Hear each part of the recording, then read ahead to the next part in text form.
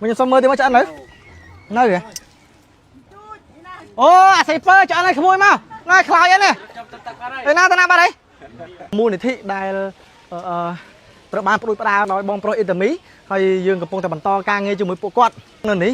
វាមានស៊ីតេនទឹកចន្លោះ 5000 លីត្រកម្ពស់ចូល 4 ម៉ែត្រកន្លះហើយអញ្ចឹងមានស៊ីតេនហើយយើងដាក់ទូនក្រោមឲ្យកន្លែងនេះស្រាប់បញ្ជូននេះគាត់ស្នាក់នៅទាំងអស់នៅចំនេះគឺដាក់ចំកណ្ដាលហ្មងអញ្ចឹងបងប្អូនដែលស្នាក់នៅខាងឆ្វេងក៏គាត់ងាយស្រួលមកចុចប្រហូរទឹកខាងស្ដាំក៏ងាយស្រួលខាងមុខខាងក្រោយគឺងាយស្រួលទាំងអស់យើងអត់ប្រើមុខងាយសោកលុយទេយើងធ្វើកងតាក់តែមួយអញ្ចេះមកតមកបើសិនជាពួកគាត់ចង់បានទឹកគាត់យកកណ្ដុងមកសោកមកគាត់ចុចប្រហូរបាយកងតាក់អញ្ចឹងមក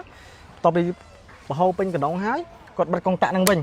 តែប៉ុណ្្នឹងជាការស្រេចអញ្ចឹងបងប្អូនយើងអាចមកយកទឹក24ម៉ោងឬ24ម៉ោងហើយទឹកនេះចេញពីម៉ាស៊ីនមិនបាច់យកទៅដាំអីទេពុកម៉ែបងប្អូនយកទៅហូបតែម្ដងទៅបើមានកណ្ដុង20លីត្រទៅស្រួលហ៎សោកកណ្ដុង20លីត្រចូលចុចប្រហូរបានហូបបាន 4-5 ថ្ងៃដែរ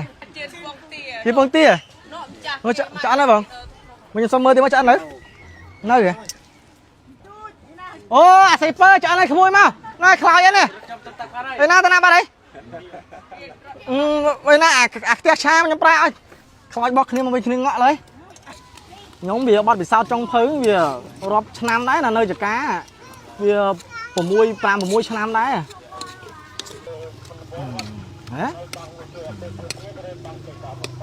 អូអែហ្មងកំពើនេះអូខេមកក្មួយអើចាក់ណាស់ពូប្រែហើយ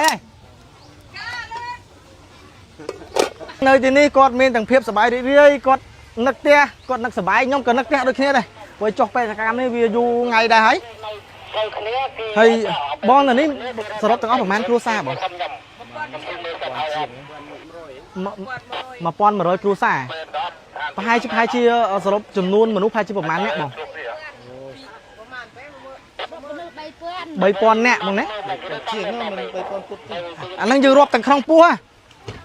រាប់ទាំងក្នុងពោះទៀតក្នុងពោះទៅច្រើនទៀតអញ្ចឹងអូខេទាំងច្រើនទៀតសង្ឃឹមថាពួកគាត់នឹងបានត្រឡប់ទៅរកសុភមង្គលទៅភូមិឋានគាត់វិញបានធ្វើឆាប់ទៅសុខសប្បាយឆាប់បានប្រកបរបរដាំដុះដាំបន្លែចកាអីបន្តទៀត